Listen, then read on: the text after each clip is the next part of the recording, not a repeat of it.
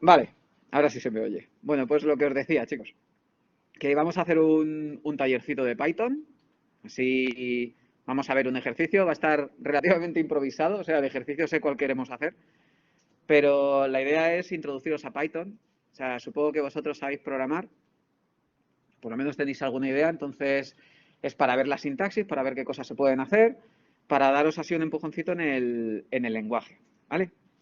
Entonces, para introduciros bien, así desde un principio, deciros que Python es un lenguaje interpretado que tiene muchos años, pero muchísimos. Lo que pasa es que se empezó a hacer popular más o menos por allá por el 2000, 2001, 2002. Al principio se usa prácticamente solo para scripts y poco más, un lenguaje de scripting. De hecho, nació como un toy project, como un proyectito así de juguete, de un tal Guido Van Rossum, pues porque se aburría en Navidades. Hizo ese lenguaje, quería hacer un lenguaje limpio y dijo, bueno, pues como debo de haber estudiado algo parecido a TLP, pues voy a hacer algo para entretenerme estas Navidades, porque si no es un poco coñazo. Hizo el lenguaje Python. Y bueno, ha evolucionado hasta lo que es ahora mismo Python, que es un lenguaje ubicuo. O sea, está en prácticamente todo. Está en micros, con una implementación que se llama MicroPython, está en servidores, la versión CPython, tenéis implementaciones de Python en Java, implementaciones de Python en .NET, implementaciones de Python en Python, o sea, tenéis implementaciones de Python en un montón de sitios para un montón de dominios. Y se usa en muchos sitios, se usa desde para los backends de sitios web, se usa en herramientas de Machine Learning y de aprendizaje automático, como TensorFlow, Keras, estas cosas, Scikit-learn, o sea, se usa un montón, se sigue usando en scripting, se usa para aplicaciones en tiempo real también, se usa un montón. Quizá no es la mejor herramienta para muchas cosas, pero sí que es una herramienta, por lo menos, para algunas cosas ideal y para otras cosas, para hacer los primeros prototipos, también es estupenda. ¿Qué oigo pum por ahí? ¿Más volumen en el micrófono? Vamos ya. Microsoft Excel. Microsoft. Joder. No sé cómo se le mete más volumen. Que no tengo cascos. Ah, claro, que se lo suba él. Vale. A ver, en entrada, micro, para arriba, micro. No sé si así me oiréis más, pero yo es que creo que esto no funciona así. Bueno, subo el volumen de salida y os escucho más. Bueno, subios el volumen. Si no, luego pues tengo que hablar todo esto otra vez. Vale. Entonces, ¿estaba bien? Gracias. O sea, que se oye mejor, pues no veía.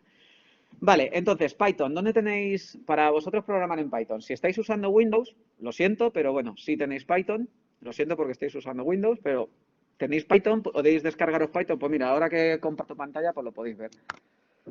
Sí, estoy usando Safari, lo siento. Dentro del sitio python.org, ahí tenéis para descargaros Python en cualquiera de las tres plataformas. La última versión creo que es la 393, mira, 394, mira qué alegría, ¿vale? A mí me está diciendo la 394 para MacOS. Históricamente existen dos versiones principales, Python 2 y Python 3. Yo os recomendaría que huyeseis de Python 2 como de la peste, porque es un lenguaje se usa un montón, ¿vale? Pero está ya deprecated desde hace bastante. Entonces, supongamos que lo tenéis ya instalado, bueno, no me voy a poner ahora a hacer aquí la instalación, supongamos que ya lo tenéis instalado. Vale, si nos vamos a la terminal en Mac, a la terminal en GNU Linux o nos vamos a la línea de comandos de Windows, podréis ejecutar Python y veréis la versión que tenéis instalada, la versión que os habéis instalado en ese momento. Vale, esto es una forma de verlo. Algunos, probablemente los que estéis usando versiones anteriores a la 20.04 de Ubuntu, versiones de Debian, de Arch y demás, veréis que tenéis tanto Python como Python 3, donde Python será para una versión de Python 2.7 algo, Python 3 será para una versión de Python 3 algo. ¿Vale? ¿Eso por qué es? Bueno, mientras que en Windows no es así, tanto en Mac como en Linux, viene por defecto un Python 2. ¿Por qué? Porque todos los scripts que hay, o bueno, porque una gran cantidad de scripts que hay del sistema están escritos en Python 2. Entonces, la forma que tiene el sistema operativo de que funcionen es hacer uso de ese intérprete de Python 2. Por eso, si quieres usar Python 3, te instalan un intérprete aparte y le ponen el nombre de Python 3, ¿vale? Por eso veréis en algunos sitios que hacen Python 3, en otros que hacen Python y ya está, ¿vale? Entonces, si vosotros cuando hacéis Python menos version, veis que tenéis la versión Python 2.7 algo, pues hacéis Python 3 en todo lo que yo escriba Python. Y si Python 3 no os funciona, tenéis que instalarlo. Y si no, venís a verme y vuestro caso particular lo vemos, que no tengo ningún problema. Vale, suponiendo que tenemos ya Python instalado. Como os he dicho al principio, Python es un lenguaje interpretado. ¿Qué quiere decir eso? Que nosotros cuando tenemos un fichero... Dime.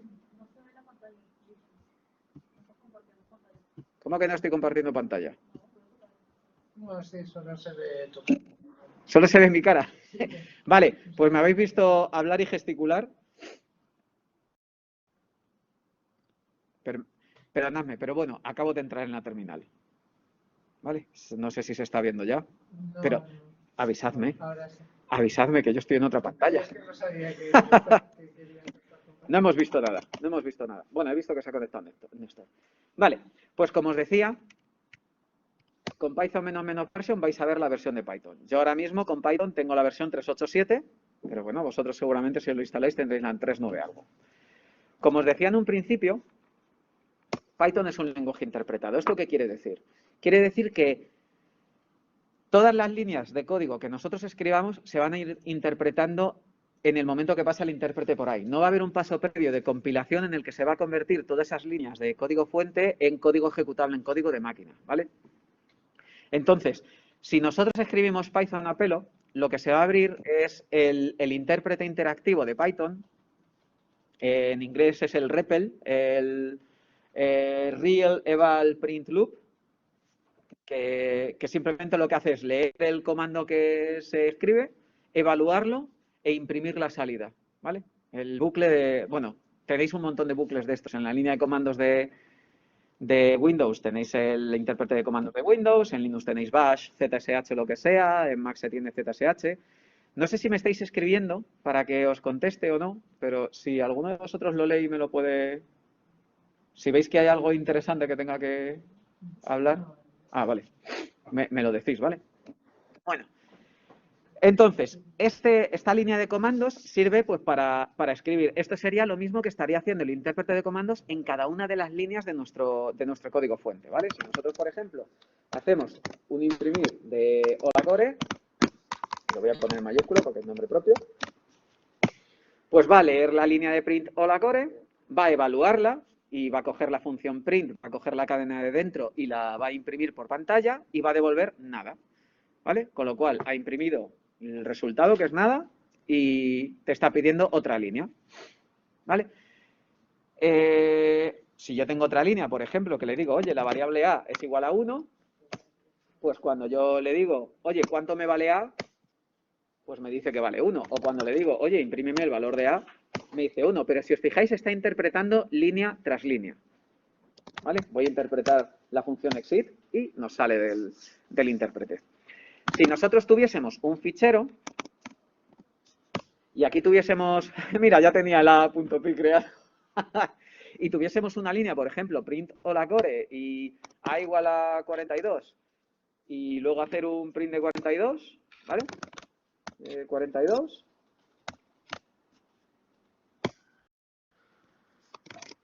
Pues si nosotros en lugar de hacer Python a pelo decimos Python, interprétame ese archivo, lo que va a ir es línea tras línea ejecutando cada una de las líneas que va a haber y sacando lo que tengan que hacer. En principio había 3 líneas.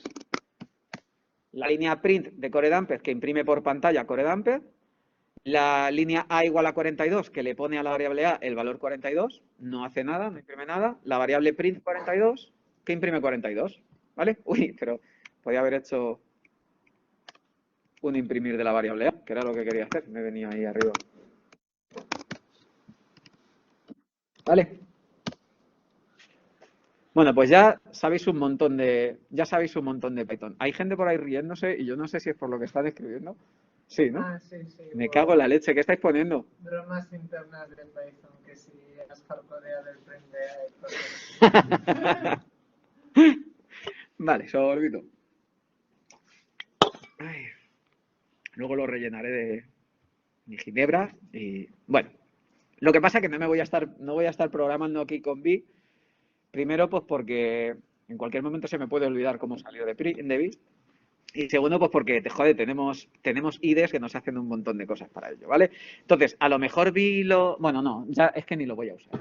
Pero a lo mejor sí que uso el intérprete para enseñaros cosas mientras estamos programando la herramienta. La herramienta que tenía pensado programar era una tontería, un poco de código para hacer un cifrador César para ver cuáles son algunas características de Python y cómo se hacen, ¿vale? Si os acordáis de clases, si no, pues os lo cuento. El cifrador César es un cifrador muy famoso, que en teoría lo usaba Julio César para mandar sus mensajes cifrados, y lo que hacía es, de acuerdo al alfabeto, cada una de las letras las cambiaba por la letra que está 13 posiciones más hacia adelante. Entonces, para codificar lo que se hacía era cambiar la letra por la letra que estaba 13 posiciones más adelante, y para decodificar se cogía la letra que te llegaba en el mensaje y ponías la de 13 posiciones más atrás, haciendo el módulo en el número de letras. Vale, pues eso es lo que vamos a hacer nosotros. Para eso voy a usar el IDE de PyCharm, ¿vale? Porque nos pone colorines y en el Mac no tengo puesto el BIM, y porque así no tengo que estar saliendo y entrando en el modo edición, ¿vale? Entonces, vamos a empezar con un ficherito, el cual vamos a llamar main.py, que es donde vamos a tener nuestro programa. Los ficheros .py se les conoce como módulos en Python. Cuando escuchéis la palabra módulo, lo que se está hablando es de un fichero .py. Un fichero .py tiene un montón de código que, a diferencia de Java, no es un fichero por clase o un fichero por función. No. Un módulo tiene todo el código necesario para una funcionalidad en concreto. Y cuando ese módulo es muy grande, lo que se hace con ese módulo es separarlo en varios módulos y meterlo dentro de un paquete. Y un paquete es un directorio, ¿vale? O sea, es un poquito diferente a lo que es en Java. En Java los paquetes sí que son directorios, y dentro de los paquetes hay ficheros que se corresponden con cada una de las clases. Digo con Java porque vosotros dais Java en primero, entonces es por hacer hacerlo un poquito homólogo, o por lo menos para hacer comparativas. El primer comando que hemos escrito ha sido print, ¿vale? Entonces vamos a usar el print, pues, para probar que esto funciona, para ver que nuestro IDE funciona. Hacemos un print de hola Core. Pongo Corez porque cuando yo era de Corez se llamaba Corez, pero sé que ahora se llama Core, ¿verdad? Jejeje. Vale, bueno, pues nada, no he dicho, ya está, hola Core. Entonces, para ver si funciona, pues en PyCharm, quien quiera saber un poquito más de cómo funciona PyCharm me puede venir a ver. Bueno, si le damos a play, lo que está haciendo es ejecutar Python sobre el fichero main.py, ¿vale? Hola Core. Vamos a meter aquí una cuña y os voy a hablar un poquito de las variables mágicas, que no son los magic methods, eso no vamos a entrar en detalle, pero sí hay unas variables mágicas que se cargan dentro de Python que tenemos disponibles en todo momento, ¿vale? Una de ellas es la variable name, ¿vale? ¿Qué es la variable name? Hay muchas variables, ¿vale? De hecho, si nosotros decimos dir algún elemento, ¿vale? Esto es otra función que vais a ver. Vamos a hacer un print. De hecho, lo voy a hacer fuera, aquí en el intérprete. Vale, si nosotros hacemos print es una función, ¿vale? De hecho, si le decimos, oye, ¿qué es print? Oye, pues es la función que está incluida dentro de Python, que se llama print. Hay una función que se llama dir, que lo que nos dice es todos los métodos, todos los atributos y todos los elementos que tiene un elemento en concreto. Si decimos, oye, dir, ¿qué elementos tiene print? Bueno, pues print se le puede llamar porque es una función, se le puede preguntar su clase porque en realidad print es una clase, tiene incluso lower than, tiene module, tiene new porque es una clase, tiene un montón de elementos, ¿vale? Que a lo mejor en el caso de print es un poco difícil entender qué quiere decir todo esto sin tener ni idea de Python, pero si le preguntamos, oye, dir, ¿qué elementos tiene 4? Hombre, pues 4 se le puede preguntar cuál es su número real, o a 4 se le puede pasar a bytes, por si quiero mandarlo o recuperarlo a partir de una cadena de bytes, se le puede pasar a cadena, se le puede pasar a XOR, ¿vale? O sea, que dir lo que nos dice es las características que tiene, que esto es una cosa avanzada, no tendréis por qué saberlo ahora, ¿vale? Igual que existe otra función que se llama help, que nos puede decir la ayuda de una función, o de un método, o de lo que sea. Si yo pregunto help de print, me va a decir cuál es la documentación de print para saber qué es lo que puedo hacer. Bueno, pues, como os decía, aquí. nosotros tenemos una variable que se llama name. Si nosotros imprimimos esto, si os fijáis, el nombre que tenemos en este módulo es main, ¿vale? De hecho, si nosotros le preguntamos, no recuerdo si podía decir esto, no, porque no es un módulo. Bueno, no voy a entrar en ese detalle, pero que sepáis que existe una variable que se llama name. Y esa variable que se llama name nos va a decir el nombre de nuestro módulo, siempre y cuando no le estemos ejecutando con el intérprete Python, ¿vale? Si lo estamos ejecutando con el intérprete Python, nos va a decir main. ¿Por qué? Porque es el fichero que hemos ejecutado en principio. Si nosotros decimos, vamos a suponer, nos venimos aquí y tenemos otro fichero que se va a llamar Luis, porque le tengo aquí enfrente, LuisPy. A lo mejor en LuisPy tengo una cosa que es print hola, porque Luis dice hola, y luego print de nuestro... ¿Veis? Qué buen chaval. Y en main tengo un print de main y tengo un print de name, ¿vale? Si yo ejecuto main ahora mismo, imprime esta cadena e imprime este nombre, ¿vale? Pero el nombre no imprime main, sino que lo llama subrayado main. Si ejecuto Luis, hola, porque Luis dice hola, y también pone main. ¿Por qué? Porque yo he dicho Python Luis.py. Y al hacer Python Luis.py ha cogido ese fichero Luis.py como si fuese nuestro fichero main, a partir del cual nuestro programa va a arrancar. Están diciendo que no me ejecutes. No te... Hostia, no lo había visto así. Vale, no, a ver, a mí Luis me importa, ¿vale? Entonces lo que vamos a hacer dentro de main va a ser importar a Luis, porque Luis nos importa, ¿vale? Si nosotros decimos import Luis, lo que vamos a hacer es ejecutar, interpretar todo lo que hay dentro de Luis, ¿vale? Y después de interpretar todo lo que hay dentro de Luis, ejecutar nuestras cosas, ¿vale? Entonces, si nosotros importamos Luis y ejecutamos main,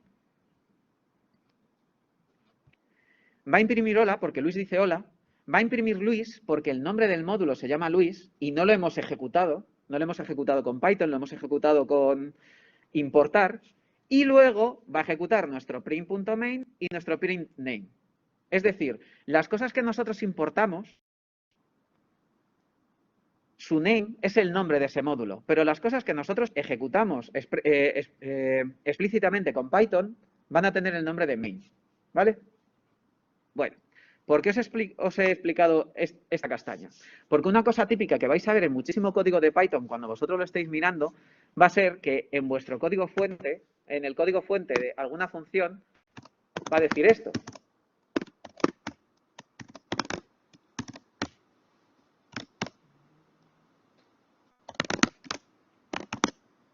Vale, bueno, yo no sé escribir ya.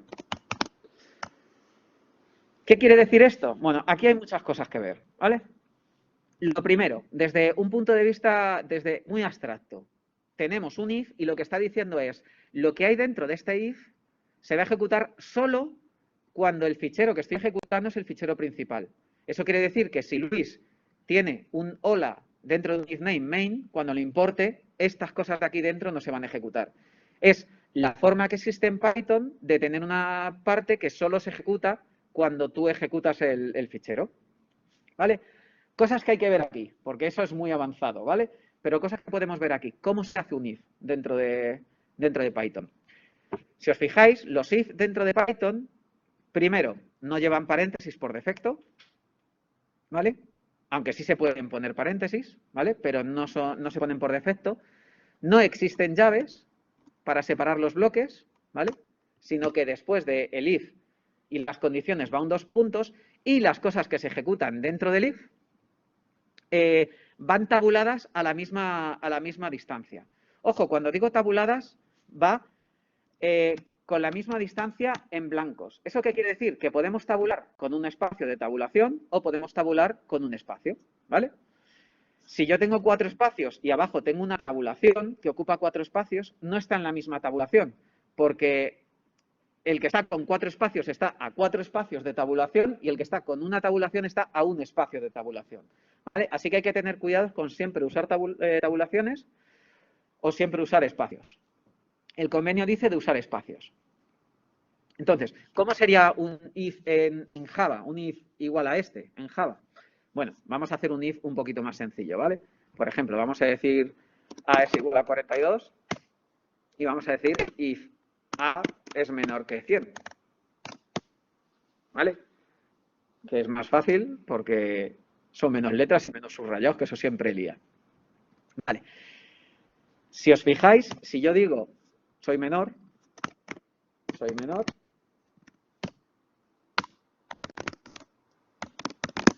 si yo ejecuto esto, me va a ejecutar ambas cosas. ¿Vale? Si A no es 42, sino que es 420, pues como buen if, no va a entrar dentro del if. ¿Vale? O sea que la sintaxis del if más o menos nos queda clara. ¿Cuáles son estos operadores comparativos que puedo tener? Bueno, pues en Python puedo tener el menor, perdonad, puedo tener el menor, puedo tener el mayor, igual que en Java, puedo tener el igual igual. Ay, joder, perdonad, para que sea menos lioso voy a quitar las ligatures, que me gustan, pero sí que igual son un poco liosos. Ahora, puedo tener el igual igual, puedo tener el distinto. Luego, bueno, las típicas, ¿vale? De hecho, tengo también el AND, ¿vale? Eso es el AND binario, tengo el OR binario, ¿vale? ¿Por qué son esos el AND binario y el OR binario? Pues porque en C eran así y los cogieron de C. Pero si nosotros tenemos variables booleanas, igual que tenemos el igual igual, o igual igual a false, bueno, esto me está diciendo que no hace falta que haga eso, tenemos el is true, is teruel, ¿vale? No os liéis, ¿vale? Este is no quiere decir lo que os penséis que quiere decir. Pero bueno, que tenemos estos comparadores. Tenemos el and true o el or true, no hace falta poner ampersand, ampersand o barra barra. Luego tenemos otros comparadores, por ejemplo, si tenemos un número que es el 10 y tenemos una lista que es 1, 2, 3, 4, 5, 6, 7, 8, 9, pues esto nos va a decir, voy a hacerlo con print, que así se ve si es true o false.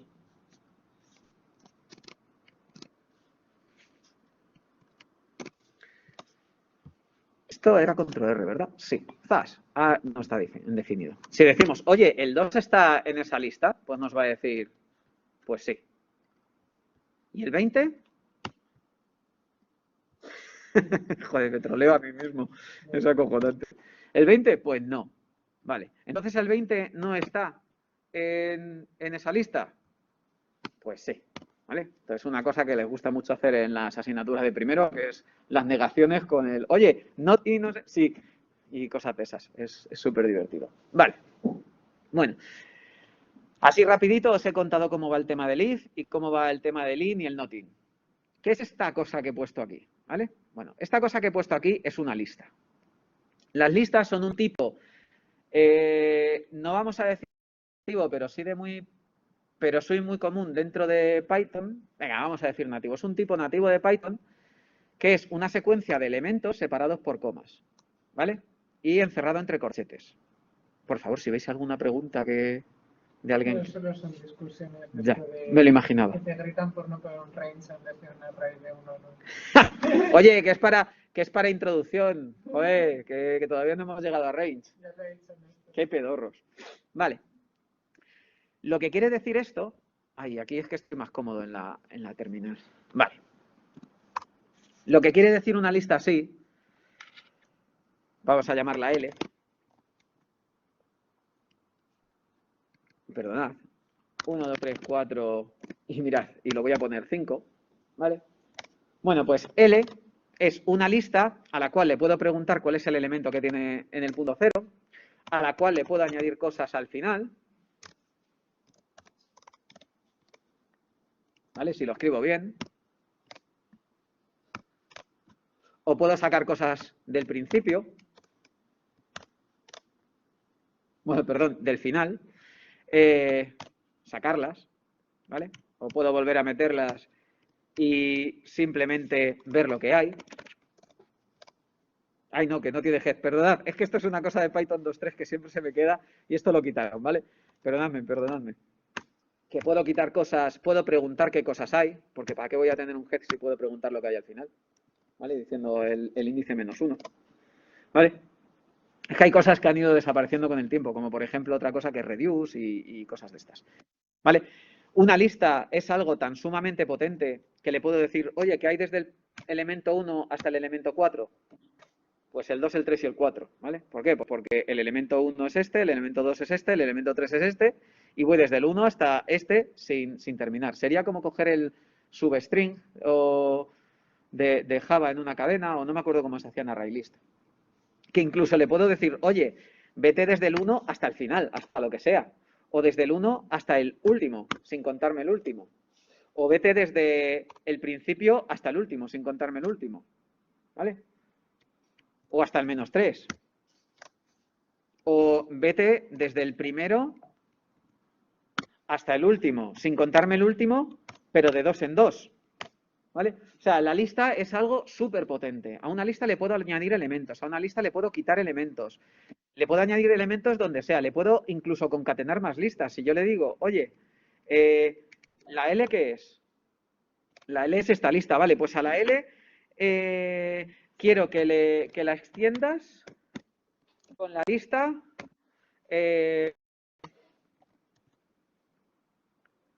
A, B, C, ¿vale? Entonces L ahora es la lista con A, B, C al final, ¿vale? Es una cosa parecida a decir, oye, quiero que a la lista L, quiero concatenarla con la lista, yo qué sé, la lista print, ¿vale? Por meter una función, ¿vale? Bueno, pues ya tenemos una lista con el 1, el 2, el 3 y el 4, la cadena 5, el 78, las cadenas A, B y C y una función, ¿vale? O sea, las listas son súper potentes. Os estoy dando simplemente una pincelada de lo que es esto, ¿vale? No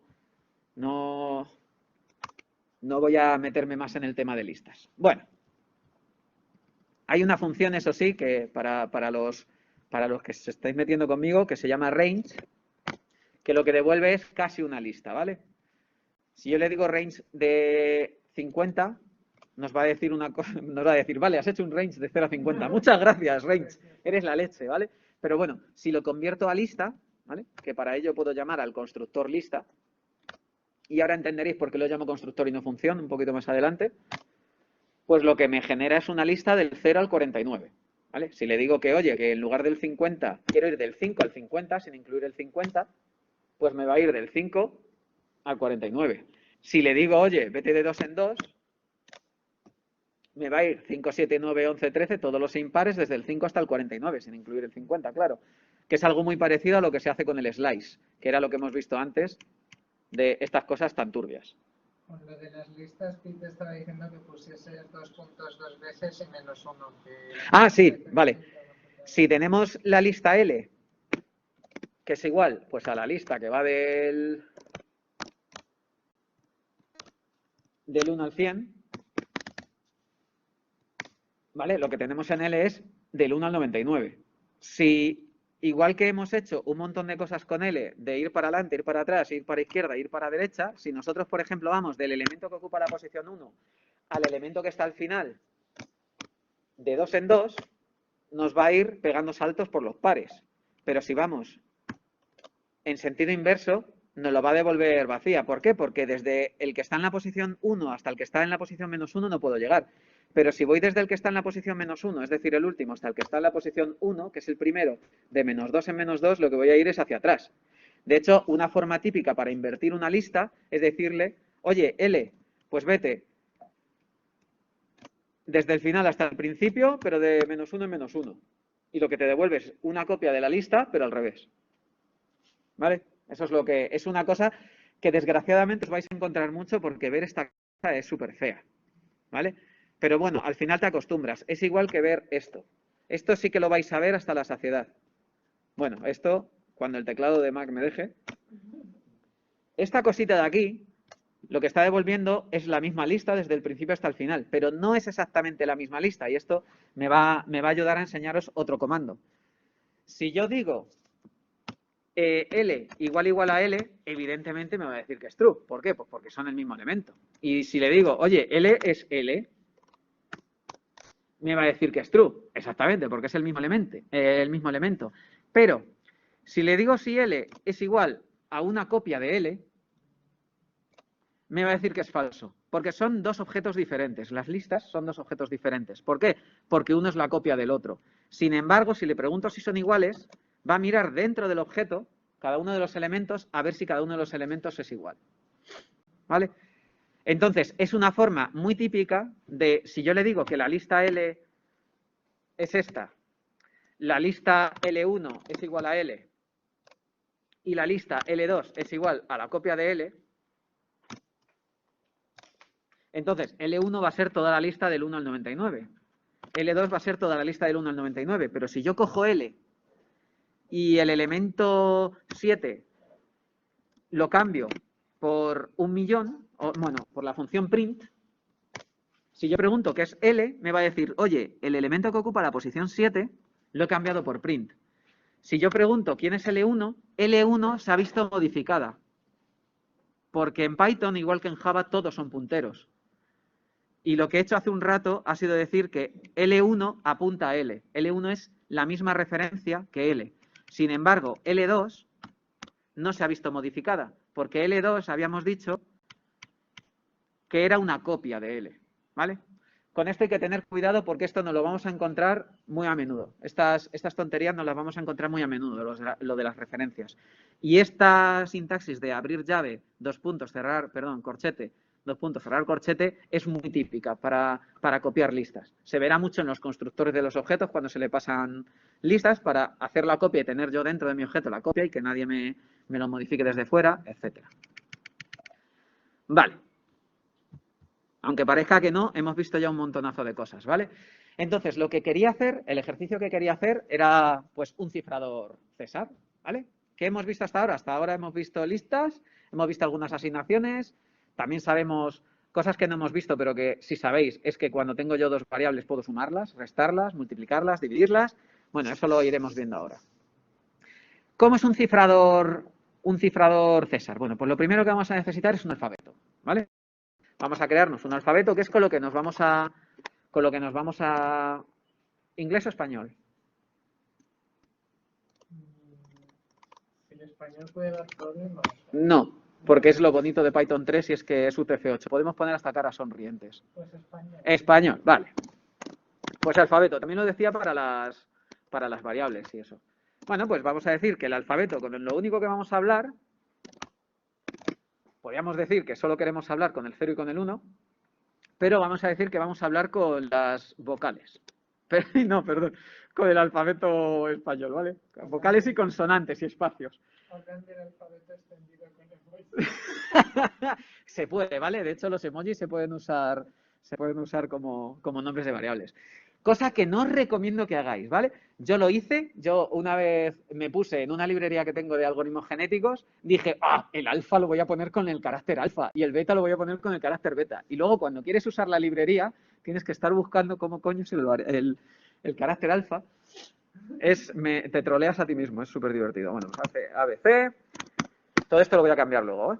G, H, I, J, K, L, M, N, Ñ, O, P, Q, R, S, T, U, V, W, X, Y y Z. Bueno, hasta aquí, bien, es el abecedario, eso es bueno para un profesor. Ok, no se habla con números aquí, aquí solo se habla con letras. Si quieres decir 0, escribes 0. Ese va a ser nuestro alfabeto. ¿Por qué lo he puesto como una única cadena? En Python, las cadenas de texto se tratan como listas. En realidad se tratan como tuplas, ¿vale? Las tuplas son como las listas, pero en lugar de decirlas entre llaves, se dicen entre paréntesis. Y la única diferencia, bueno, tienen varias diferencias, pero la principal diferencia es que las tuplas son inmutables. Si yo tengo una tupla que es el 1, el 2, el 3 y el 4, ¿vale? Si yo le pregunto cuál es el elemento que hay en la posición 2, me lo dice. Si yo le digo que el elemento de la posición 2 lo quiero cambiar, me dice que no se puede cambiar.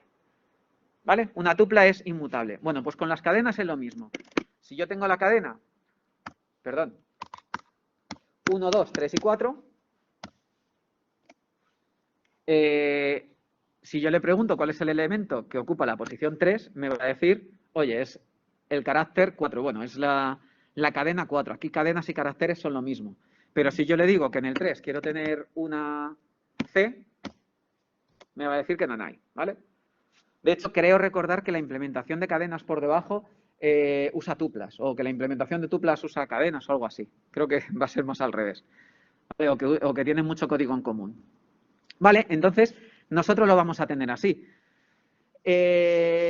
Vamos a ver cómo son los bucles for, ¿vale? Porque nos van a venir bien, porque lo que nosotros vamos a hacer es tener un mensaje, ¿vale?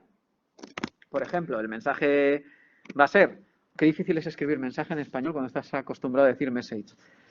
Vamos a decir el mensaje, hola Core, y claro, lo que nosotros vamos a querer hacer es un for por cada uno de estos caracteres y crearnos un nuevo carácter que sea el que ocupe la posición 13 más hacia adelante, ¿vale? A eso lo vamos a llamar clave. Vamos a decir que la key es 13. ¿Vale? Entonces, ¿cómo son los bucles for? Pues como todo bloque en Python, va a acabar con 2 puntos. ¿Vale? Un if, cuando yo hago if true igual a true, perdón, que aquí es con mayúscula, el bloque acaba en 2 puntos. Bueno, pues cuando hago un for, el bloque también el bloque también tiene que acabar en 2 puntos. ¿Cómo es la sintaxis de for? Los for de Python no son como los for de C o como los for de Java o como los for de otros lenguajes. El for de Python es un iterador y como tal, en Java sí tenéis iteradores, ¿vale? Es un for each de Java. Entonces, como tal, lo que se hace es iterar sobre los elementos que hay en una determinada lista. Por ejemplo, para hacer un for del 1 al 10, del 0 al 9, lo que se suele hacer es range de 10. ¿Por qué? Porque range de 10 nos va a devolver una lista del 0 al 9 y el for va a ir yendo uno tras otro del 0 al 9. ¿Vale? Si ahora mismo hago un print dentro de este for de i, lo que va a imprimir es primero el 0, luego el 1, luego el 2, luego el 3, luego el 4. De hecho, lo vamos a ejecutar para que veáis que no os miento. ¿Vale? Así hasta el 9. ¿Por qué? Porque range 10 lo que va a ir es 0, 1, 2, 3, 4, va a ser una lista del 0 al 10, va a ser algo equivalente a esto. 0, 1, 2, 3, 4, 5, 6, 7, 8, 9. ¿Vale? Eso es lo que hace el for. Y no tenéis un... Perdón, esto es control R. ¿Vale? Es no exactamente lo mismo, pero es extremadamente parecido. ¿Vale? Cualquier cosa sobre la que se pueda iterar se puede meter en un for. Una tupla también. ¿Vale? Si nosotros tenemos esta tupla, puedo hacer exactamente lo mismo. ¿Vale? Te aplauden por escribir tan rápido. ¿A que sí? Es que estoy acostumbrado a perder el tiempo escribiendo números. Es que no sabía del range hasta que me lo habéis dicho. Entonces siempre escribía así los bucles. Oh. Vale, igual que lo puedo hacer con listas, igual que lo puedo hacer con tuplas, lo puedo hacer con cadenas. Si yo cojo mensaje,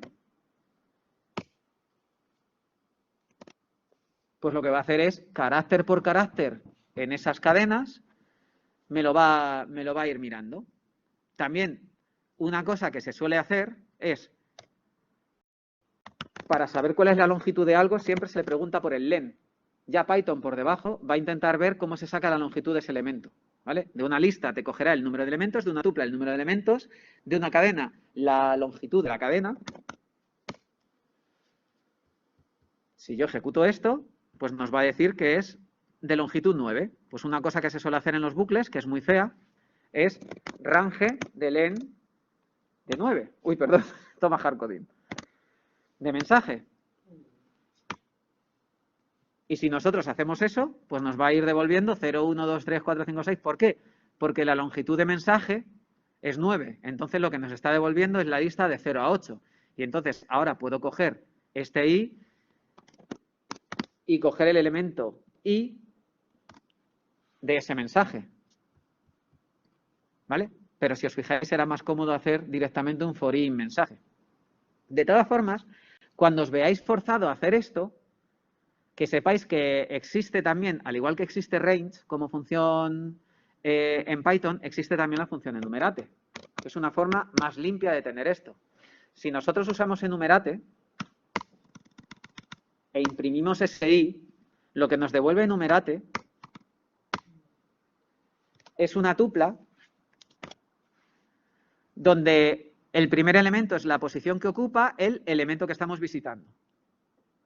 De hecho, para hacerlo más bonito todavía, lo que podemos decir es, oye, por cada posición y carácter que se me devuelve en este mensaje, me imprimes y el carácter. Y entonces está imprimiendo 0 y el carácter. Vamos a imprimir algo más bonito. Vamos a imprimir una flechita. El que ocupa la posición 0 es H, el que ocupa la posición 1 es O, el que ocupa la posición 2 es L. ¿Vale?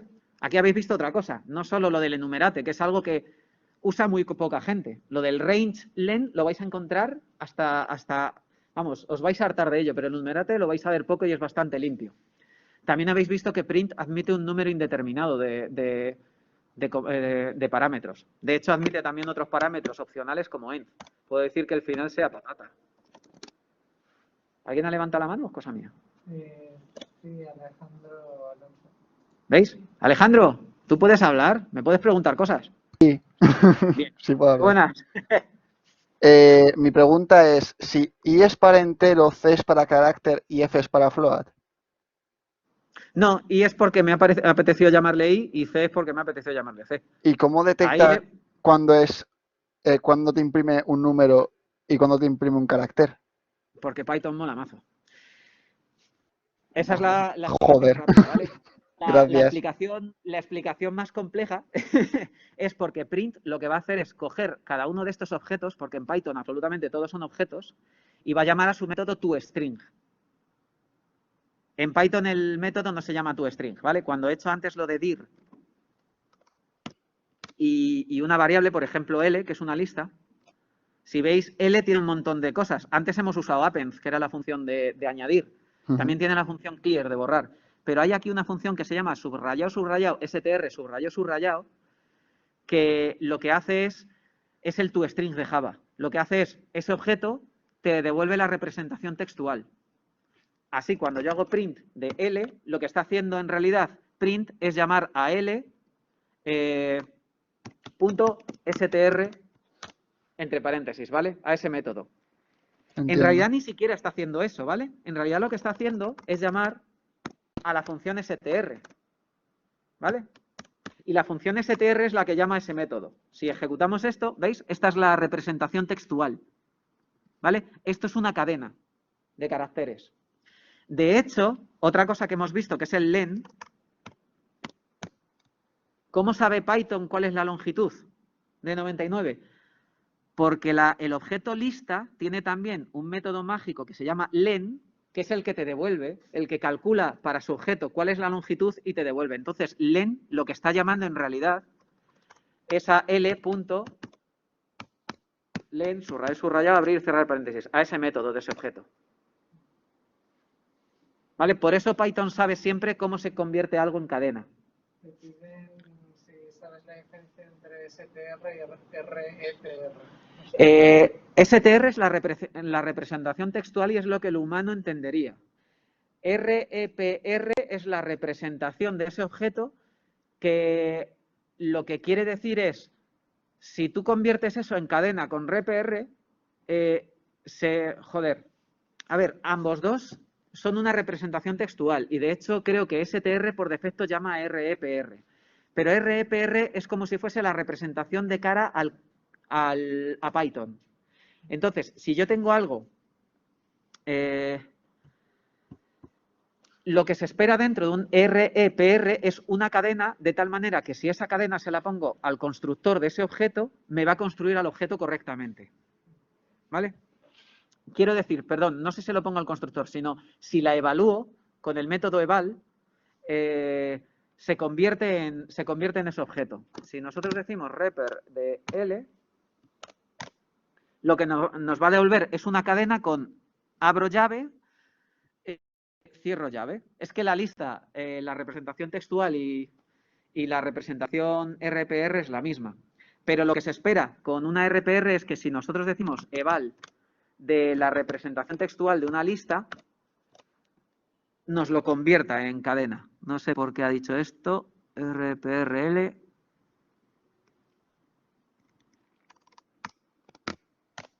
Bueno, en realidad no lo hace así.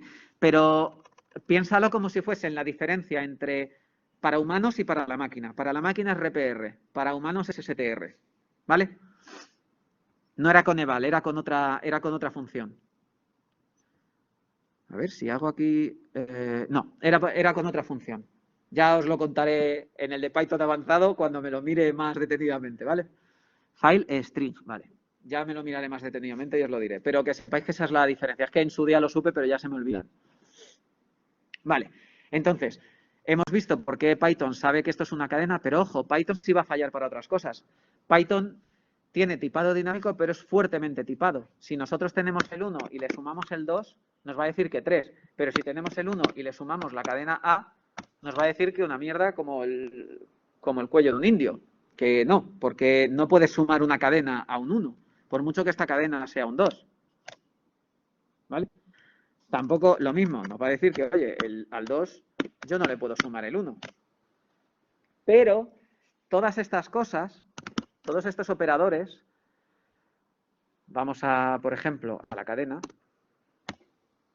todos estos operadores se pueden sobrecargar, ¿vale? Son de lo que se encargan, igual que para la longitud se encarga len y para el toString se carga el str, por ejemplo, para el mayor que se encarga el lt, para el, perdón, lower than, para el menor que, para el mayor o igual, el ge, para, no encuentro por aquí el multiplicar, pero hay un multiplicar. Entonces, aunque yo pueda multiplicar el 3 por 4, a lo mejor el 3 por la cadena 4 no puedo multiplicarla. Bueno, es que sí puedo multiplicarla. Era lo que quería deciros, que vosotros podéis tener una lista, una tupla o lo que sea, por ejemplo, la lista 1, y multiplicarla por 80, ¿vale? Es que es más cómodo leerlo así. Y entonces tenéis 80 unos. Eso es porque el operador multiplicación está sobrecargado en la lista de tal manera que cuando yo cojo una lista multiplicado por un número, lo que va a hacer es devolverme esa lista replicada tantas veces como la hayamos dicho al número. ¿Vale? Pero esto no quiere decir que sea débilmente tipado. Esto quiere decir que los operadores están sobrecargados para trabajar de otras formas. Entonces, cuidado porque, aunque para algunas cosas siempre se va a pasar para cadena, por ejemplo, para print, para otras cosas hay que tener cuidado. Nos puede fallar porque es fuertemente tipado. Entonces, como os decía, print también tiene el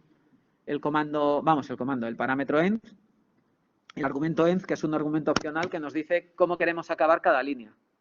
Si la acabamos con patata /n, pues a cada línea nos va a poner patata y un salto de línea. Y tan felices, ¿vale? Tan felices con nuestras patatas. Ese parámetro tiene que ser el último en el print. Eso lo vamos a hablar luego en funciones, en un ratito en funciones. Vale. Entonces, como os decía, vamos un poquito simple. Por ahora lo que queremos es ir recorriéndonos los caracteres de mensaje, ¿vale? Porque lo que vamos a hacer es primero cifrar. Los comentarios como son en Python, con el carácter almohadilla, hash, moco o como lo queráis llamar. ¿Vale? Lo de moco no me lo inventé yo, lo digo mucho, pero es que se lo inventó otro profesor. Vale, y me gustó. Entonces, nosotros lo que queremos a la hora de cifrar es, en realidad, que es control R. En realidad, coger esta H y convertirla por el carácter que hay 13 más hacia adelante. En realidad, key más hacia adelante. O sea, lo que queremos es este C, la posición que ocupa aquí, y sumarle 13 más y coger el que hay en ese momento. Bueno, pues para eso vamos a hacer uso de otro elemento que es súper potente en Python, que son los diccionarios. Se podría hacer de otra forma, ¿vale? Se podría hacer preguntando por el index of del elemento y ya sabemos cuál es su índice. Pero vamos a usar diccionarios, pues porque quiero usar diccionarios. Porque creo que los conozcáis, perdón. A mí los diccionarios me gustan mucho. ¿Qué es un diccionario? Pues para todos aquellos que sepáis Java, es un map. Un hashmap, por ejemplo, ¿vale? De hecho, es muy parecido al hashmap porque lo que usa por debajo es una tabla hash. ¿Cómo se representa en Python? Pues muy parecido a un objeto JSON. nosotros, el diccionario se representa entre llaves donde el primer elemento es una clave y el segundo elemento es un valor, ¿vale? Por ejemplo, el 9. Luego el siguiente elemento es una clave y el siguiente elemento es un valor. Mi, ¿vale? Y así separado por comas. Por cierto, en Python hay una cosa curiosa, ahora entro en detalle con el diccionario, ¿vale? Pero hay una cosa curiosa y es que cuando separamos estas cosas, por ejemplo, los elementos los podemos poner del tirón hacia adelante, o cuando hay comas, podemos separarlos en saltos de línea, ¿vale? Y tabularlo. Me he cargado la coma, perdonad. Siempre y cuando haya comas. Bueno, pues en Python puedes poner coma también en el último elemento. ¿Por qué? Porque es muy cómodo cuando hacemos el copy-paste. ¿Sabes? Así de chorra, porque si no podemos hacer el copy-paste del último y se nos olvida poner la coma. ¿Cuántas veces nos habrá pasado esto? ¿Vale? El IDE nos avisa, pero vi no nos avisa. Vale. Entonces, me vuelvo a mi terminal. Como he dicho, un diccionario es un objeto que tiene claves y valores. Claves que pueden ser de cualquier... separadas por comas, ¿vale? La clave se separa del valor por 2 puntos, los pares clave-valor se separan entre ellos por comas, como las listas. Las claves pueden ser cualquier elemento, y no voy a entrar más en detalle ahí, y los valores pueden ser cualquier elemento. ¿Vale? Es decir, este diccionario ahora mismo estaría compuesto de una clave 1 que apunta al valor 2 y de una clave cadena 1 que apunta al valor, la función print. ¿Vale? Con esto puedes hacer cosas tan turbias, por ejemplo, oye, mi diccionario es la clave print es la función dir. Y la clave dir es la función print. Entonces D sería esta cosa tan mona. Y cuando yo le digo, oye, de mi diccionario print, ¿cuál es su valor? Dir. Y de mi diccionario dir, ¿cuál es su valor? Print. Y de mi elemento 0, no existe 0, porque no hay ningún elemento 0, ¿vale? No es una lista. No hay ningún elemento primero ni ningún elemento último. Nosotros tenemos el elemento dir y el elemento print. Oye, ¿me puedes ejecutar el elemento print sobre el 4? Claro que sí. Estos son los elementos. ¿Me puedes ejecutar el dir? Dir no existe. 4. Y podéis hacer cosas así raras y turbias. ¿Vale? Joder, voy a matar esto de aquí. ¿Esto lo puedo matar? Sí. A tomar por saco, que siempre me voy para allá. Preguntan si las claves pueden ser cualquier elemento. A ver, he dicho que sí, pero en realidad no. Puede ser cualquier elemento que sea picable, que en terminología de Java que sea serializable. ¿Vale? Pensad en cualquier elemento que sea inmutable, ¿vale? Que no se pueda modificar. Una lista no puede ser clave. Una tupla sí. ¿Vale? Ok.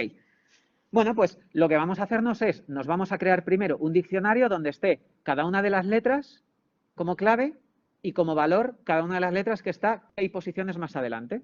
Dicen que un objeto no podría ser clave entonces. Un objeto picable sí, porque hay un objeto que sea constante sí.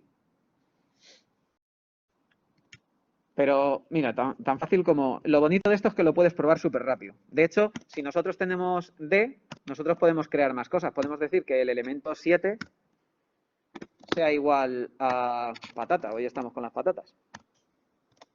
Bueno, pues ahora D tiene print, dir y 7 patata. Pero si nosotros decimos D de la lista 1, 2, 3... es igual a otra patata, porque aquí hay patatas a cholón. Pues dice, oye, que list no se puede, perdón, he dicho picable, quería decir hashable. No se le puede sacar un hash a ese valor. Bueno, es que tiene que ser picable, claro. Es decir, pensad en inmutable, ¿vale? Para que sea más sencillo. Porque si no es meterse más en temas de implementación que no vienen a cuento ahora. Dicen que esto es turbio. Esto es turbio, sí. De hecho, esta cosa es muy turbia. Aunque esto sí se usa, lo que acabo de hacer, ¿vale? Era un ejercicio que había pensado en hacer. ¿Veis? El elemento cuya clave es la tupla 1, 2, 3 es patata. iba a hacer una cadena de Markov con esas cosas, pero luego dije no. Vale, pues lo que vamos a hacer es, nos vamos a crear un diccionario que va a ser el diccionario cifrador y lo vamos a crear cifradores, el cifrador que lo vamos a crear vacío y vamos a ir para cada uno de los... No vamos a cifrar todavía, vamos a cifrar luego. Para cada uno de los caracteres que hay en alfabeto, pues lo que vamos a decir es que cifrador, alfabeto, carácter, va a ser igual pues a alfabeto, la posición que ocupa, y ahora sí que voy a tener que usar el enumerate.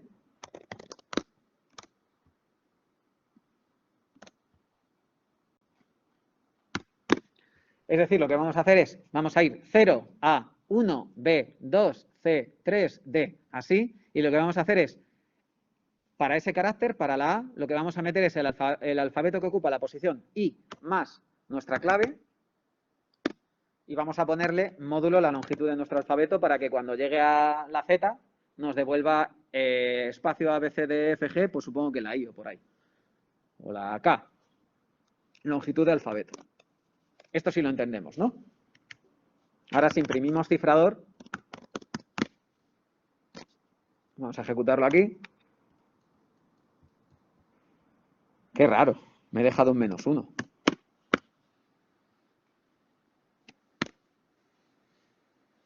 Por favor, que alguien me salve de esto. Creo que el -1 es aquí.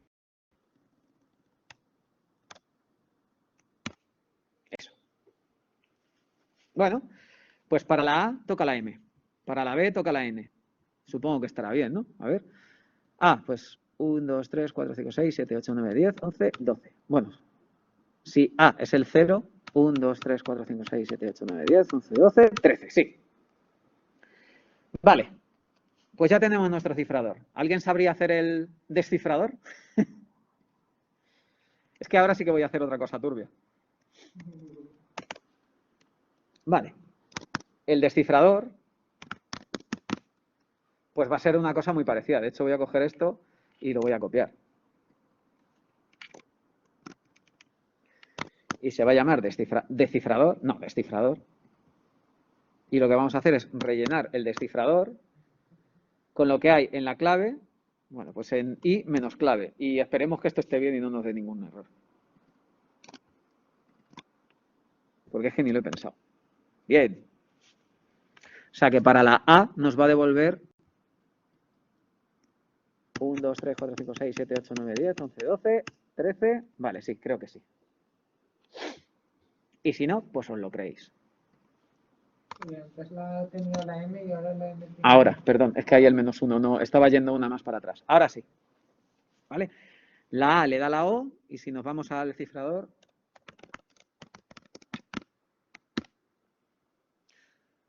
La M, ¿dónde está la M? La M, el espacio. Pues va a cifrar una cosa rara. No os preocupéis que tengo aquí la chuleta, pero antes de... Luego pongo en la chuleta las cosas bien, ¿vale?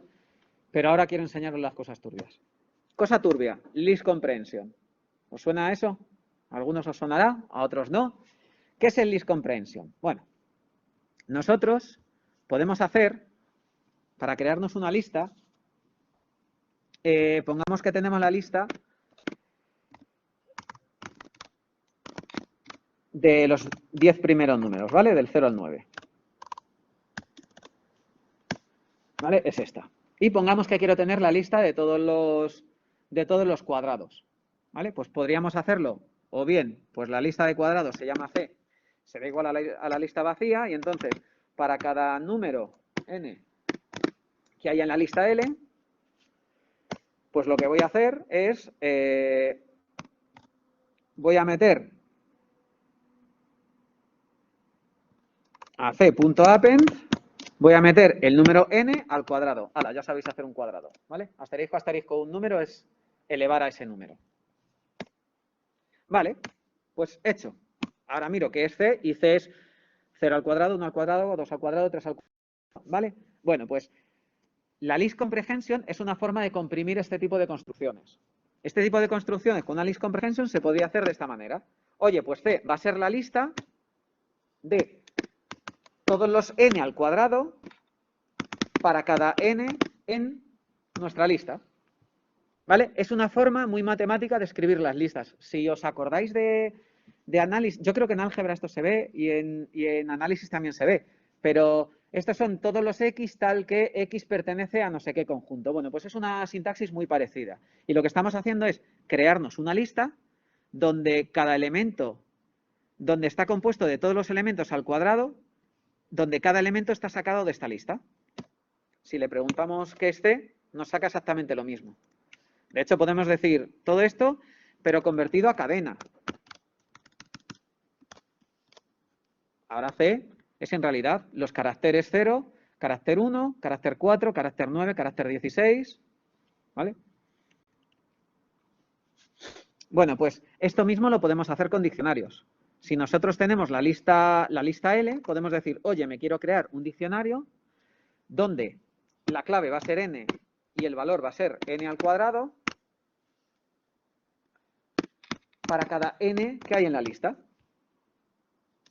Y entonces C va a ser un diccionario donde el 0 le corresponde el 0, el 1 le corresponde el 1, el 2 le corresponde el 4, el 3, etcétera. ¿Vale? Eso es lo que vamos a hacer aquí para hacerlo más sencillito. Nuestro cifrador en realidad va a ser más sencillito o por lo menos una línea. Si veis, es muy fácil sacarlo a partir de un for. Es decir, nuestro cifrador va a ser todos los alfabeto i más ki menos 1 leen alfabeto. De hecho, otra forma de verlo normalmente es así. Para cada i, c en el enumerante de alfabeto. Y el descifrador, lo mismo. Ahora me vais a permitir que voy a cogerme una chuleta que tenía aquí, que me he hecho esta mañana, que es esta. Me lo he hecho esta mañana para... pues para molar. Y esta sí funcionaba. Lee el alfabeto. Pling. Siempre preparado, nunca impreparado.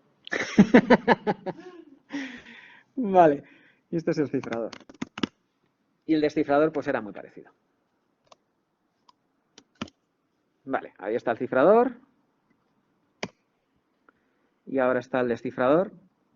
Y lo que estoy haciendo en realidad es coger el índice, ¿vale? Dicen que te has marcado un teclado Stack Overflow.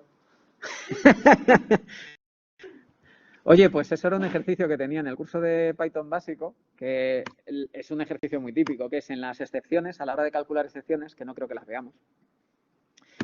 Lo que haces es una función con request que se conecta a Stack Overflow y te devuelve la solución a la excepción que te ha dado, la primera que encuentras chequeada, ¿no? Para hacer scrapeo y demás. Y eso mola, eso está genial.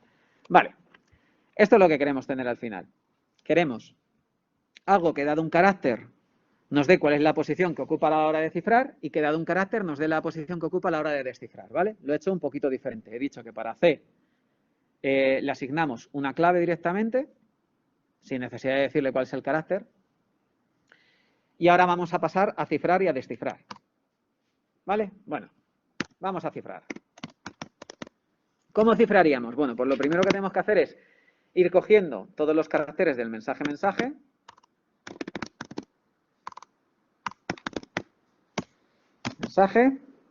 Y lo que vamos a hacer primero es ver cuáles son los códigos de ese mensaje. ¿Vale? Pues vamos a imprimir mensaje C. Cifrador C, perdón. Vale, pues estos son los códigos que tengo que usar para cifrar. Con lo cual, si este es el código, estamos en español. Código. Hombre, que me va a dejar. Ah, cierto que dijiste que podías programar con emojis. Sí. Ahora, el PyCharm me dice, warning, ojo, que esto no es ASCII, me da igual, estoy en Python con UTF-8 y voy a escribir aquí en España con tildes y con ñes. Código es ese y lo que vamos a hacer es, pues vamos a imprimir cuál sería alfabeto código. Qué difícil pensar en escribir con tildes. Vale, o sea, ¿qué se va a ser el código? ¿vale? Lo que nos vamos a crear es una nueva cadena, o cadena cifrada, mensaje cifrado. Mensaje cifrado. Lo vamos a hacer ahora de dos formas, ¿vale? Una, por cierto, si os fijáis, las cadenas se pueden delimitar por comillas simples o comillas dobles, ¿vale? Luego os explico qué se puede hacer con ello. Vale, pues lo que voy a hacer en mensaje cifrado es lo que tengo en mensaje cifrado más nuestro alfabeto de código. Aquí preguntan si lo de comprehension, eso que has dicho, lo podrías adaptar también a la función de print, es decir, print p for p in msg. Sí, lo que estarías imprimiendo ahí sería una lista.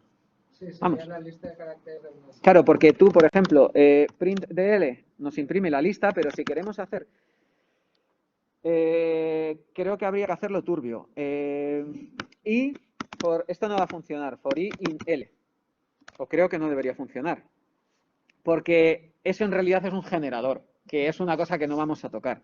Tendríamos que hacer esto, que no es un generador. Sí, lo decía aquí, que imprimirías al generador. Ahora, si quieres imprimirlos en las llaves de alrededor como si fuesen parámetros, lo que puedes hacer es una cosa también turbia, que se llama dereferenciar, que es llamarlo con asterisco. Pensad que asterisco lo que hace es reventar esas llaves de alrededor. Eso lo está pasando el 0 como argumento, el 1 como argumento, está llamando a print como si le estuvieses llamando así, 0, 1, 2, 3, 4, 5, 6, ¿vale? Está haciendo eso. O sea que no. Preguntan qué es un generador. No, lo vamos a ver. Un generador es... no sé si habéis dado corrutinas. Bueno, un generador es algo que te está generando elementos cada vez que le llamas, ¿vale? Es una función que tiene dentro un return, pero un return con memoria. Entonces, tú a un generador, range es un generador, ¿vale? Range en Python 2 era algo que te devolvía una lista. Pero cuando tú le decías range de 75 millones, te devolvía una lista de 75 millones de números, lo cual son bastante bytes. Entonces, un generador lo que hace es permitir iterar sobre él, de tal manera que cuando tú le dices, range, dame el siguiente, él te da el siguiente, te da el 1, luego te da el 2, luego te da el 3, porque estás constantemente llamándole siguiente, siguiente, siguiente.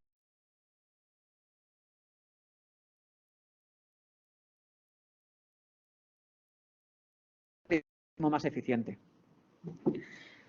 Vale, entonces, lo que estamos haciendo aquí es, a mensaje cifrado, le estamos concatenando la letra que hay en ese momento a la hora de cifrar. Si imprimimos el mensaje cifrado,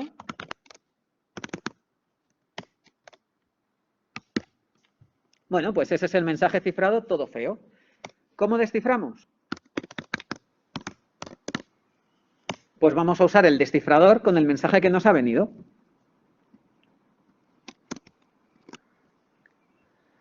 Copy overflow de este. Súper bien. Y entonces nos vamos a crear un mensaje descifrado para ver que de verdad es lo mismo. ¿Vale? Y entonces, para cada carácter que nos viene en nuestro mensaje cifrado, pues nuestro mensaje descifrado va a ser lo que teníamos en mensaje descifrado y el alfabeto código. ¿De dónde sacamos el código? Del descifrador. Y entonces vamos a imprimir el mensaje cifrado y el mensaje descifrado. Y ahora vamos a jugar sobre esto. No sé por qué he imprimido aquí el mensaje cifrado. Entonces, si os fijáis, primero imprimo el mensaje que nos ha venido, luego imprimimos el mensaje cifrado, que es esto de aquí, y luego imprimimos el mensaje descifrado. Vale, vamos a poner esto más bonito, ¿vale? Igual que el operador de asignación podemos hacer esto, también podemos hacer esto como se puede hacer en C o en Java, ¿vale? Que es el operador más igual. Que lo que hace es lo mismo que teníamos, lo mismo que teníamos, pero añadiéndole lo siguiente. Si hacemos 2 más igual 1, nos devuelve 3. Sería como 2 igual a 2 más 1. Esto lo habéis visto en otros lenguajes. En Java esto se puede hacer. Lo que no se puede hacer, por ejemplo, es el I++, el C++, vamos, el C menos, esas cosas. ¿Vale? O sea, esto lo tenemos un poquito más sencillo. Genial. Vale. vamos a poner también esto para que nos quede más claro lo que estamos imprimiendo. Mensaje original, oriojonal.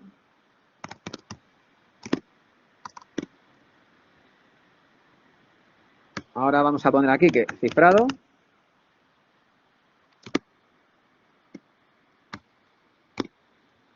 Y ahora descifrado.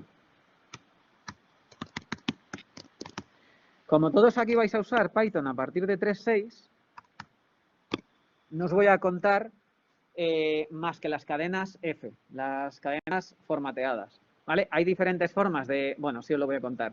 La forma clásica era esto, ¿vale? Nosotros le decíamos tanto por ciento S, tanto por ciento y las variables, y lo que iba era poniendo esas variables aquí, ¿vale? Tanto por ciento S era para cadenas, tanto por ciento D para números decimales, etcétera. ¿Vale? Luego vinieron... me falta aquí un espacio. Luego vinieron, que en Java existe muy parecido, las cadenas preformateadas, ¿vale? Que nosotros le decíamos format a la cadena una serie de atributos, perdón, de argumentos, y entonces aquí, con llaves, determinábamos dónde se metían esos argumentos, de tal manera que automáticamente Python por debajo lo que hacía era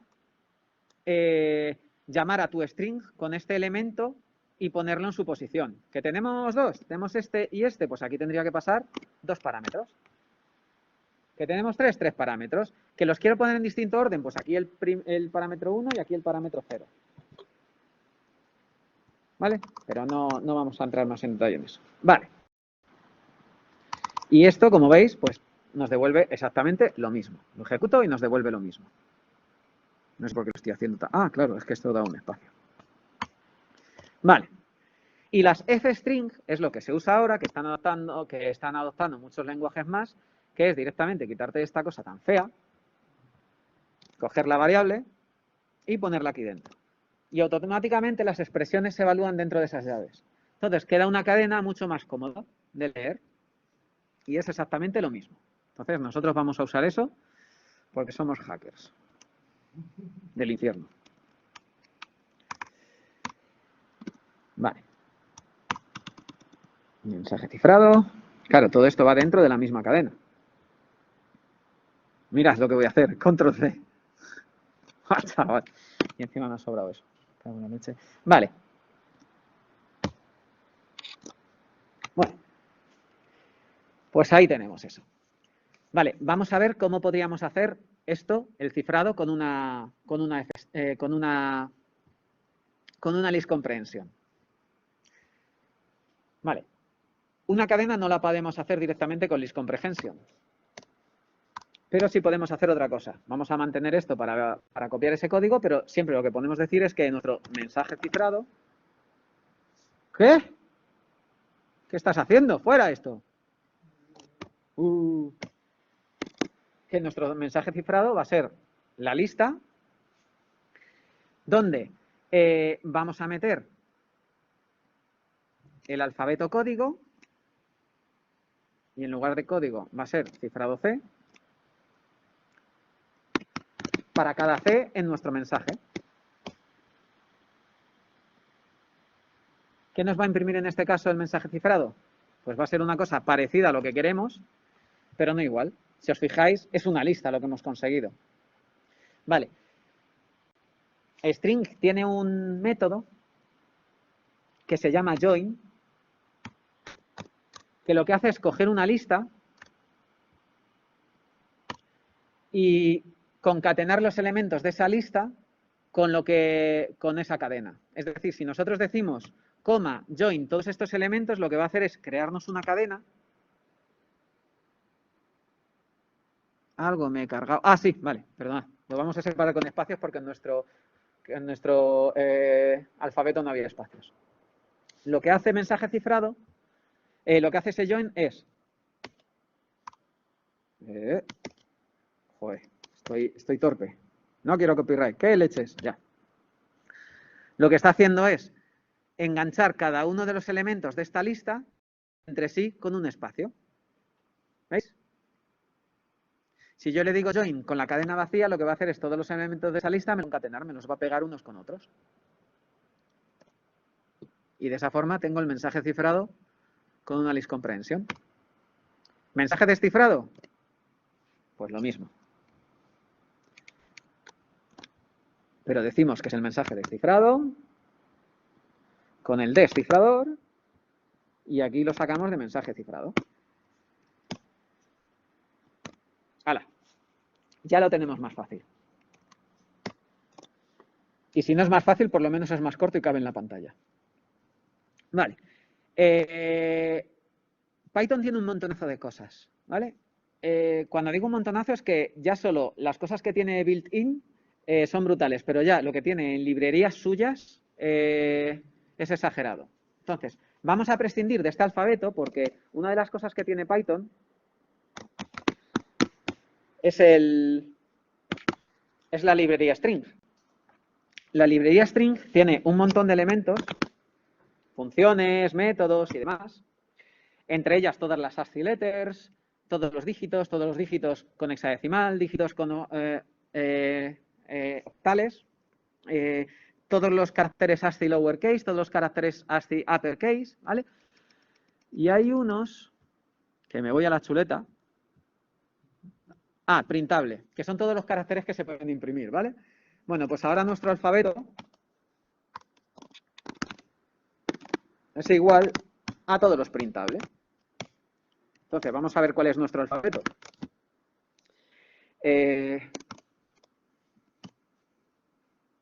Bueno, pues nuestro alfabeto son todos esos caracteres. Ahora podemos tener mensajes más grandes.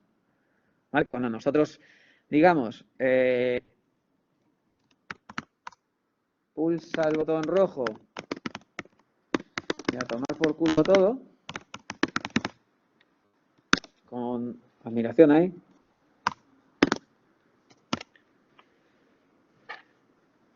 Pues los printables no tienen las tildes. Ole, bueno, pues nada, vaya por Dios. Los printables no son con tildes. Bueno, pues ahí tendríamos ese mensaje, tanto cifrado como descifrado.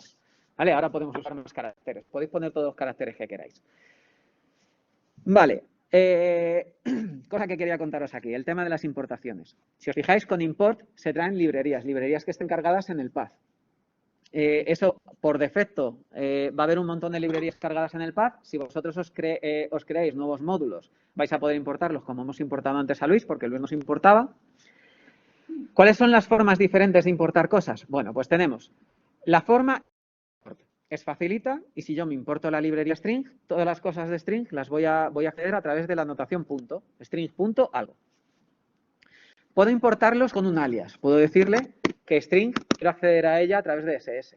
Entonces, string no existe. Lo que existe es ss.printable y nos va a funcionar igual. ¿Vale? Y luego está la notación from string import, ahí, he tenido un gallo, printable.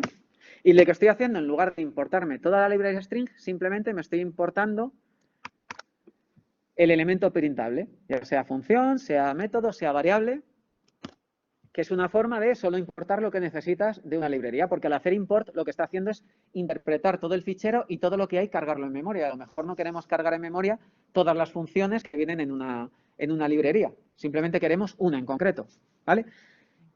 Y de hecho, para los que son perfeccionistas, cuando haces esto, estás eliminando una función de referencia, que no deja de ser un ciclo más de reloj o n ciclo o 100 ciclos más de reloj, que no valen para nada. También podrías meterle un alias a esto, es decir, from string. Por supuesto. Printable as p. Entonces, incluso puedo decir alfabeto y a tomar por saco. Alfabeto. Ahí está. ¡Hala! Y ya lo tenemos. Que sepáis que en estos from, en estos import, cuando estáis importando vuestras cosas, de hecho, Luis, eres tú el que va a tener el alfabeto. Oh, wow. Qué poder. Por supuesto, es una de las mayores responsabilidades a la hora de cifrar. Nosotros podemos importar import Luis, porque nos importa Luis, y coger Luis.alfabeto, ¿vale? Porque dentro de Luis hay un elemento que es alfabeto, ¿vale? Aunque alfabeto sea printable de otra librería, pero alfabeto existe dentro del espacio de Luis. Podemos importarlo también con el as. Y también, cuando estamos trabajando con nuestros ficheros, una cosa que se hace mucho en librerías es importar de forma relativa. De punto, bueno, perdón, from punto import Luis. Y entonces nos está importando Luis de nuestro directorio en el que nos encontramos ahora mismo, ¿vale? Y esto, bueno, aquí va a fallar por otra razón, ¿vale? Si lo estuviésemos haciendo en otro sitio sí funcionaría, ¿vale? Aquí, tal y como tengo configurado el PyCharm en este back, ahora mismo no funcionaría. Ahora no os preocupéis por eso, ¿vale? Que sepáis que existe eso. Eso se usa en librerías. Cuando se configura un directorio como la librería, el punto donde están todos los fuentes y demás. Bueno, ya hemos importado Luis. Bien, vale. ¿Qué otra cosa quería? From Luis. Quería hacerlo como antes. Import alfabeto. Esto ya no lo queremos. Vale, ya tenemos esto funcionando. ¿Cómo son las funciones? ¿Vale? ¿Cómo se definen aquí las funciones? Pues como en cualquier otro, lo voy a hacer dentro de Luis. Como cualquier otro bucle, como cualquier otro bloque, como el if, como los bloques que se generan con if o como los bloques que se generan con for, pues con el bloque que se genera con def. Def define una función. Una función con un nombre determinado, no sé qué hora es, no quiero pasarme de hora. Vale, nos vamos a quedar hasta las 7, ¿vale? Y nos quedamos en funciones. Y puedo hacer una segunda sesión para avanzar esto. Y esto lo borraré. En la copia que os mandaré. No, mierda, lo podéis coger todos. ¡Oh, Dios! ahora me he comprometido. Vale, ¿cómo se definen las funciones? Vamos a crearnos una función que se llama cifrar, ¿no? Bueno, pues la función cifrar se define con la palabra def, el nombre de la función y los parámetros, los argumentos con los que quiero cifrar. 2 puntos y aquí voy poniendo todas las cosas que van dentro de la función a la misma distancia de tabulación. Vale. Soy programador.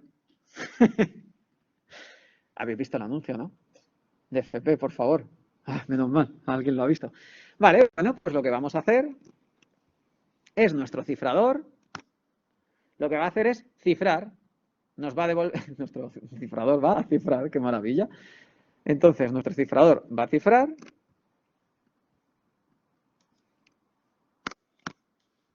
Lo que va a hacer es generar un mensaje cifrado a partir de un mensaje que le pasemos. Un mensaje que le pasemos con una clave que también le pasemos. Y va a usar un alfabeto. Entonces, este es el mensaje cifrado que va a calcular y va a hacer un return de mensaje cifrado.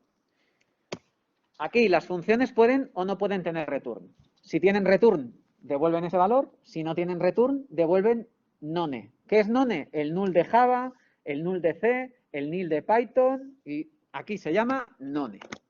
¿Vale? O sea, no poner un return es como decir return none. Y cualquier cosa es is not none, salvo none, que sí is none. Vale. Entonces ahí tendríamos el mensaje cifrado, en esa función. Bueno, pues desde Luis también nos podemos importar la función cifrar. Y a la hora de cifrar, lo que podemos decir es que nuestro mensaje cifrado va a ser igual a cifrar el mensaje con nuestra clave.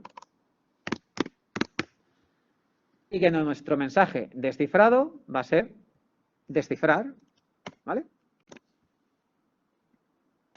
Descifrar el mensaje cifrado con la clave y nos vamos a crear también el descifrar. Aquí, dentro de Luis. Vamos a hacer cositas dentro de Luis. Descifrar. Todo roza el acoso.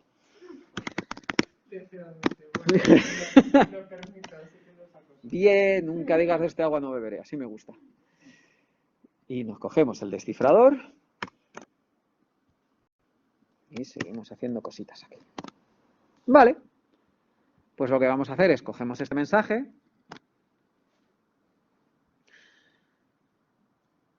y vamos a usar el descifrador para sacar el mensaje descifrado y vamos a hacer un return directamente, porque somos así de badasses. ¿Vale? Y vamos a hacer un return aquí. De eso. Vale, pues ya tenemos nuestras funcioncitas en nuestro cifrador. Y vamos a importarlo también. Y ahora de Luis no nos hace falta importar el alfabeto, porque nos da exactamente igual el alfabeto. Nosotros aquí no usamos el alfabeto se usa aquí dentro de Luis. Y luego Luis cifrará y Luis descifrará. De hecho, vamos a preguntarle las cosas a Luis, que mola más. Import Luis. Y que Luis cifra. Luis cifra y Luis descifra.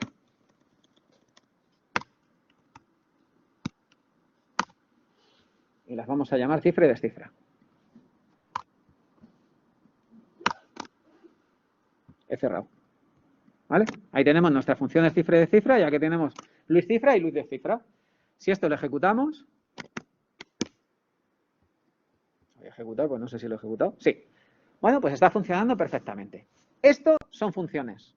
¿Veis? ¿Cómo las hemos creado? Entonces, cositas que tenemos que saber de las funciones. Cuando nosotros tenemos argumentos puestos en cierto orden, a estos argumentos se los llaman argumentos posicionales. Y según donde ponemos la variable, es el argumento que se le asigna. Es decir, a nosotros aquí, si ponemos mensaje, se pone a esta variable mensaje, ¿vale? Da igual cómo se llame, la podemos llamar MSG, ¿vale? Y, ¿vale? MSG es el MSG, es para que no se llamen igual, ¿vale? MSG, eso es que cambia a todos los sitios donde aparece. Y la clave se va a llamar K. Y la clave se va a llamar K, ¿vale? No se llamen igual. Entonces, en este caso, mensaje se va a asignar a la variable MSG, al argumento MSG, y key aquí se va a asignar al argumento K. Si estuviesen al revés, pues esto no funcionaría porque mensaje se asignaría a K y, ¿vale? Por eso se llaman posicionales. Sin embargo, nosotros, los posicionales, podemos sobreescribir su comportamiento y decir que K es igual a key y mensaje, y MSG es igual a mensaje. ¿Vale? Nosotros, especificando el argumento, el nombre del argumento, también va a funcionar. Python por debajo lo que va a hacer es asignar a K, como estamos diciendo que K va a valer key, se salta a la torera cuál es la posición de esas variables y se las asigna. ¿Vale? Esto quizá es más legible, sobre todo cuando muchos argumentos son del mismo tipo. 13, 15, 27 y 31. ¿Qué significa cada uno de ellos? ¿Vale? Luego está el tema de los argumentos opcionales. ¿Cómo se definen los argumentos opcionales en una función? Vamos a suponer que el cifrado César históricamente siempre ha sido con el 13. ¿Vale? Bueno, pues vamos a decir que cuando no se nos especifica una clave, nosotros queremos decir la 13. Pues se hace así, diciéndole igual a algo. Entonces, ¿qué pasa con esto? Si tenemos así la función, es decir, un valor obligatorio y un valor opcional, cuando le pasamos un único valor, ¿vale? El primer valor que le pasamos lo va a tomar como posicional y el segundo valor va a usar el 13 como clave, ¿vale? Porque es un valor opcional y como no se lo hemos especificado nosotros, pues lo va a coger por defecto el número 13. Si nosotros llegamos aquí y le decimos que la clave que vamos a usar para cifrar es la 27, pues nos va a cifrar con el 27, pero luego a la hora de cifrar, como va a usar la 13, pues no va a funcionar igual. ¿Vale? Así tampoco va a funcionar. Vale. Ahora bien, si nosotros no decimos cuál es el valor que le estamos pasando ahí, va a usar la posición que tome el mensaje. ¿Vale? Es decir, una variable opcional también tiene posición y como tal se le va a asignar la posición. Desde Python 3.3, bueno, una última cosa. Si nosotros decimos que K es igual al 27 y luego decimos mensaje, nos va a decir que nanay.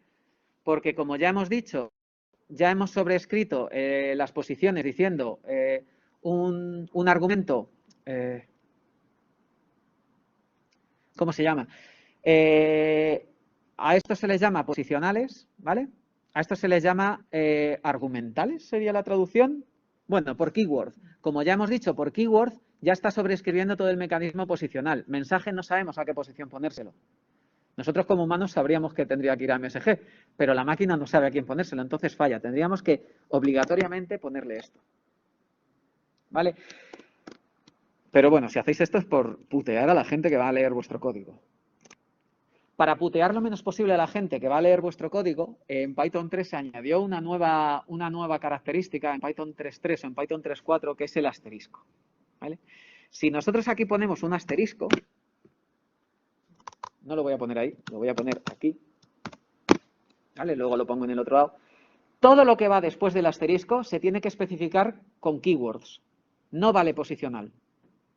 De esta manera estoy obligando a la persona que está usando mi API a que ponga los nombres de los argumentos, de tal manera que todo lo que programe aparezca con los nombres de los argumentos y sea más legible.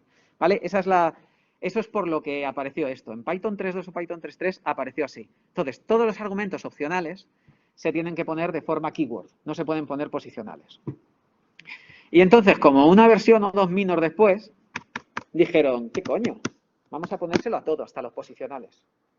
Entonces, de esta manera, lo que estás convirtiendo es los argumentos que no son opcionales en obligatorios, los argumentos que son opcionales en opcionales, y siempre que los llames con keyword. Entonces, si yo cifra lo llamo con el asterisco al principio y ejecuto, me va a decir, ojo, le acabas de dar dos posicionales, no toma ningún argumento posicional, puesto que antes del asterisco no hay ningún argumento, y le estás dando dos argumentos posicionales. Mierda, tengo que decir MSG igual y K igual. Y ahora sí funcionaría. Puedo no decirle el K porque es opcional. Fíjate, me ha puesto hasta barra N aquí, saltos de línea. Pero este, como es obligatorio, me obliga a ponerlo. Oye, se requiere un argumento keyword only MSG. ¿Vale? Es keyword only por esto. Vale, vamos a cambiar el último, como estaba antes. Vamos a ejecutarlo.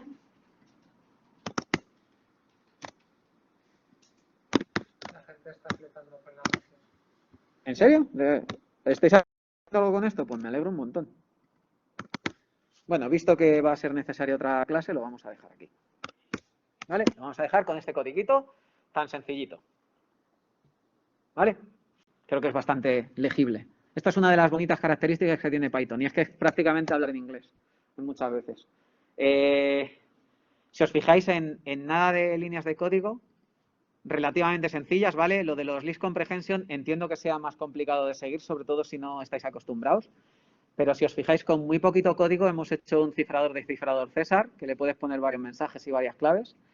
Si queréis, hacemos una sesión dentro de 2 o 3 semanitas. La semana que viene no, porque tengo clase, pero dentro de un par de semanitas podríamos hacer una sesioncilla, o 3 semanas, o cuando os venga bien, de pasamos esto a objetos y leemos los mensajes de ficheros. Y entonces jugamos también con el tema de cómo se pasa a cadena, cosas de esas. Cómo se ponen decoradores y demás. ¿Alguna duda, pregunta? ¿Os ha parecido un poco castaño?